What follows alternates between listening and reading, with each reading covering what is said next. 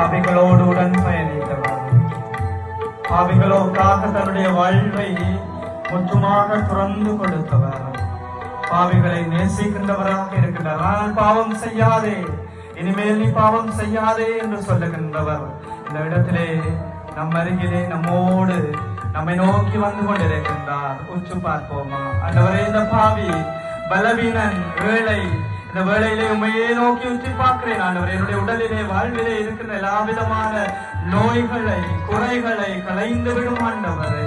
இந்த வேளையிலே நம்பிக்கையோடு உற்று நோக்கி பாருங்க. அவருடைய அற்புதமான கரங்கள், அதிசயமான வல்ல நிறைவான அருள் நம்மை நோக்கி வந்து கொண்டே இருக்கிறது ஆண்டவரே. எத்தனையோ காலங்கள், எத்தனையோ நாட்கள் என்னுடைய உடலிலே இருக்கின்ற இயலாமைகளோடு இந்த வேளையிலே உம்மை நோக்கி நம்பிக்கையோடு உற்று நோக்கி பார்க்கிறேன் என்று சொல்லி ஆண்டவரை நோக்கி பாடுங்க. நிச்சயமாக அவர் நம்மை தொடுவார், ஆசீர்வதிப்பார், பலப்படுத்துவார். நம்பிக்கையோடு பாடுவோமா?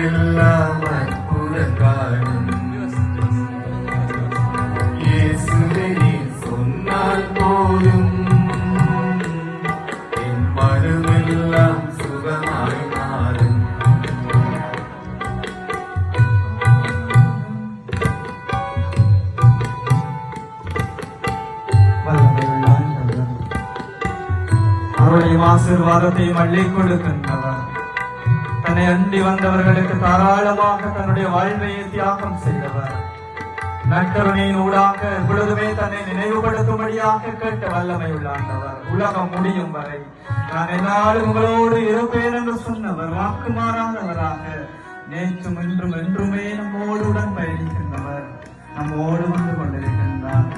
இயேசுவே, தாவீதின் மகனே, எனக்கு இறங்கும் என்று கத்திய பாத்திமையினுடைய குரலை கேட்டவர் இந்த வேளையிலே நின்று அவனுடைய குரலை மாத்திரமல்ல, இந்த வேளையிலே நானும் ஆண்டவரே, தாவீதின் மகனே, எனக்கு இறங்கும் என்று நானும் கற்கின்ற பொழுது, கூக்குரல் எடுக்கின்ற பொழுது என்னுடைய ஆதங்கத்தை, என்னுடைய அங்கலாய்ப்புகளை, என்னுடைய வருத்தங்களை, என்னுடைய சுமைகளை, என்னுடைய ஆதங்கங்களை எல்லாம் கேட்கக்கூடியவர் நம் அருகிலே பயணித்துக் கொண்டிருக்கிறார். நம்பிக்கையோடு நோக்கி ஆண்டவரே, என் குரலுக்கு செவி சாய்ங்க, என் குடும்பத்தின் மேல இரக்கமாயிருங்க என்று சொல்லி நம்பிக்கையோடு பாடி அவரை கூப்பிடுவோமா?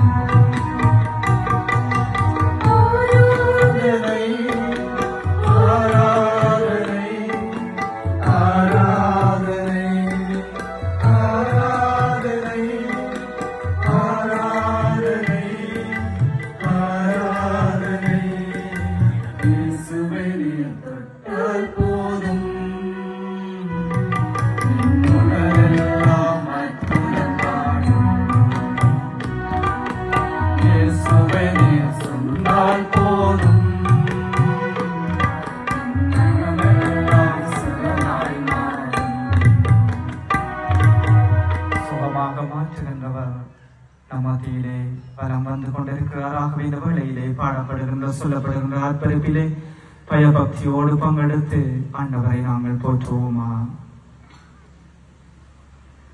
ஜேசு